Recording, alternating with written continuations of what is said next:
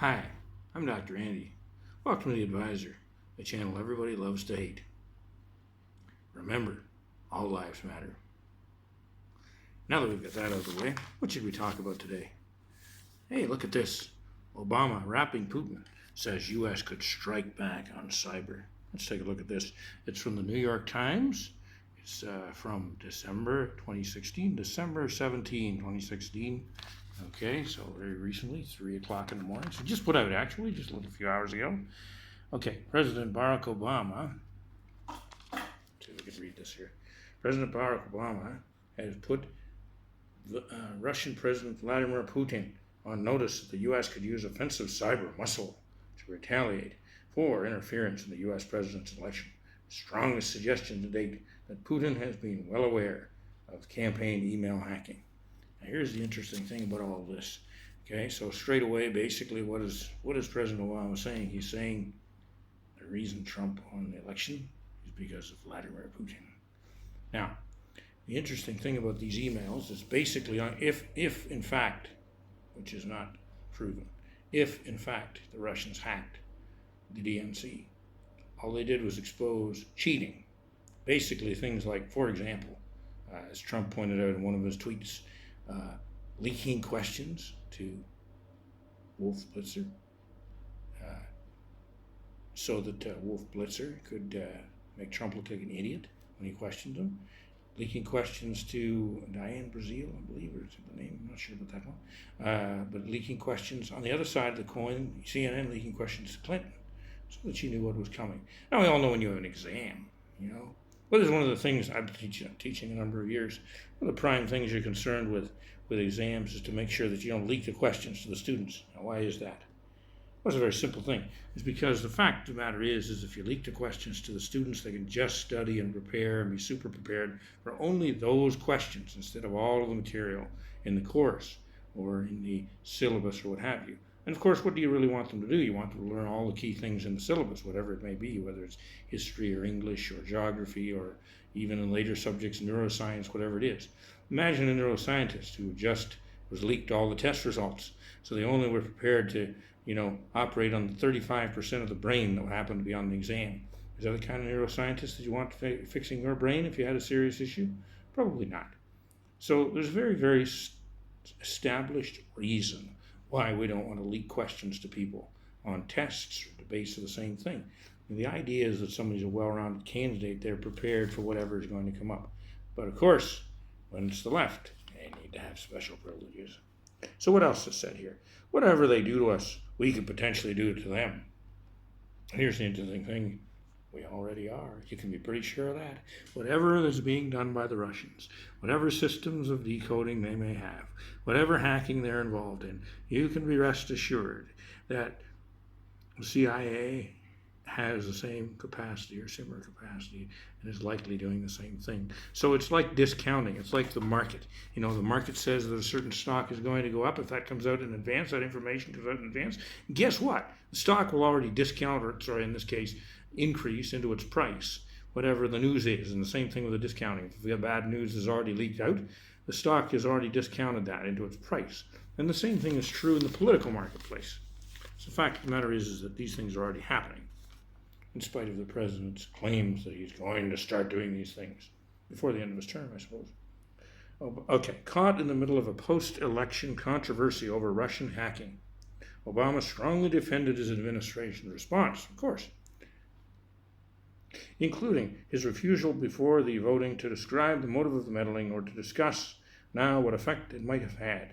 In other words, this is like a nice little unstated nuance here. What effect it may have had. That horrible, nasty, terrible misogynist that everybody knows is evil, Donald Trump, got into the White House. And that perfect, willowy, feminist queen who has never done anything wrong in her life, Hillary Clinton, was denied her rightful place in history as the first female president of the United States. That's the nuance. It's not all that nuanced, is it? Okay, at least, partly on helping, it's not much of a nuance at all, right in the next line. Partly on helping Donald Trump defeat Hillary Clinton, and some Democrats say it may well have tipped the results in his favor. I'm not going to say it did, but there's some doubt that we know that all of the other excuses didn't work too well. The white lash, the misogyny, I, the working class being too stupid to vote for Hillary, all of those excuses, the Jill Stein recount, those things didn't work. So let's blame the Russians. It must be the Red Bear. It must be those terrible Russians.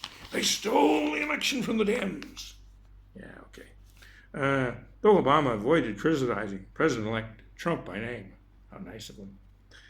He called out Republicans who failed even now to acknowledge the seriousness of Russia's involvement in U.S. elections because they weren't involved in the elections. It's not even an issue. What, did they go in and hack the voting machines? I don't think so. What did they go?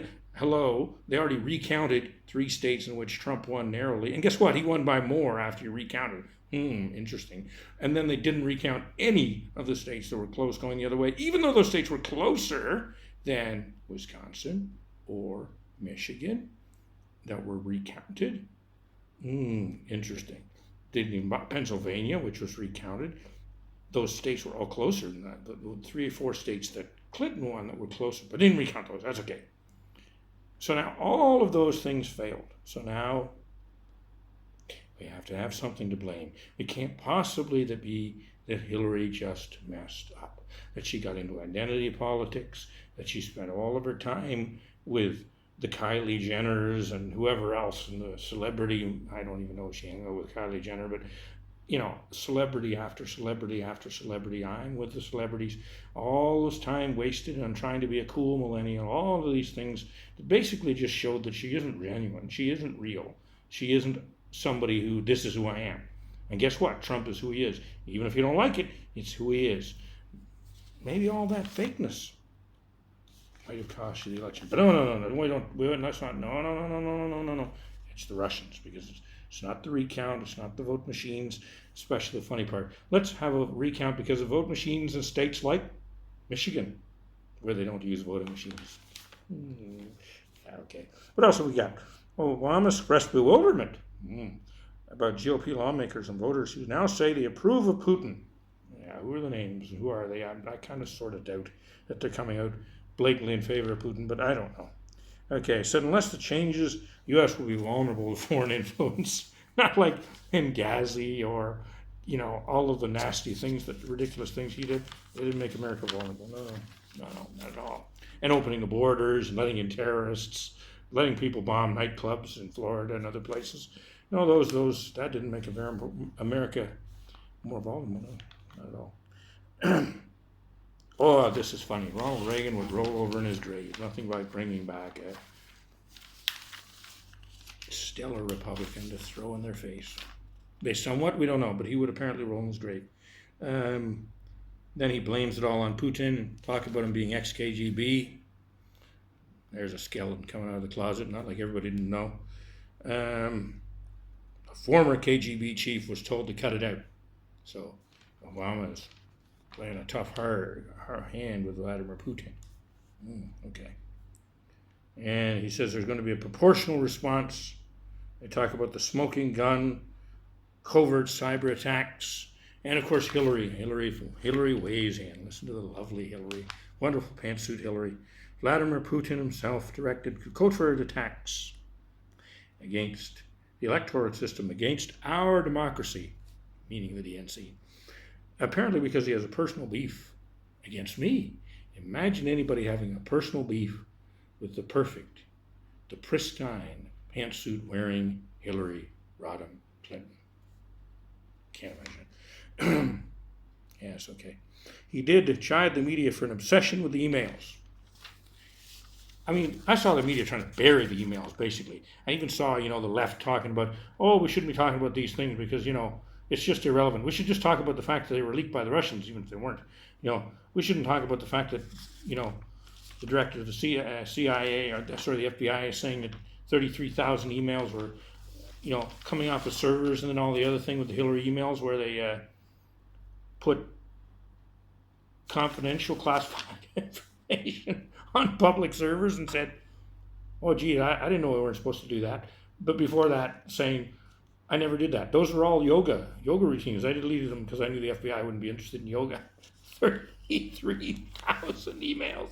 That's a lot of yoga. I mean, if I did that much yoga, I mean, guys don't wear pantsuits, but if you do that much yoga, surely you wouldn't be wearing pantsuits. But okay, that's not charitable. I'm sorry. Okay. Obama said, then they talk about Syria. This is really funny because Obama says he feels responsible for Syria. Of course, what he's trying to say is because they didn't actually attack enough, but he probably is responsible for Syria because, backing Al Qaeda and ISIS against a legitimate government. Okay, maybe they're not, we say legitimate, but basically supported by a majority of people, from what we can tell. And so ISIS and Al Qaeda goes out against them. The Russians fight on the other side, and the Americans back ISIS and Al Qaeda. Yeah, okay. Maybe the whole Trump thing is maybe Trump will sit down with Putin and he'll say, you know what, I don't like ISIS and Al Qaeda as much as you, so maybe we should back Bashar Assad. There's no perfect solutions in this world, but be honest with you, Syria was a reasonably stable society where people had reasonable lives before the rebels, ISIS and Al Qaeda, took over. Yeah, you should feel responsible there, Mr. President. Okay, meanwhile, the President rejected any notion that dispute over the hacking was disrupting his efforts to smoothly transfer power to Trump. I'm trash talking him in the media. I spent 6 months saying this guy is useless and should never be president. He's not presidential enough. Hillary Clinton spent all this time saying that this guy is unfit for command. And, and now I'm not doing anything that would hamper the transfer of power. Of course not. Oh, God. Okay, let's wrap this up before we go from the sublime to the ridiculous we may already have. I mean, it's just the one-sided nature of the left's narrative. It just never seems to get old. It never seems to stop. Obama is in the lame duck stage of his presidency. I mean, just hand over to the new guy and go on the speaking circuit or whatever you're going to do. I mean, it's just like he's trying to sabotage the whole country. It's kind of like his signature to his legacy of identity politics and all of the other things that he's been involved in. I mean, I don't know. Okay.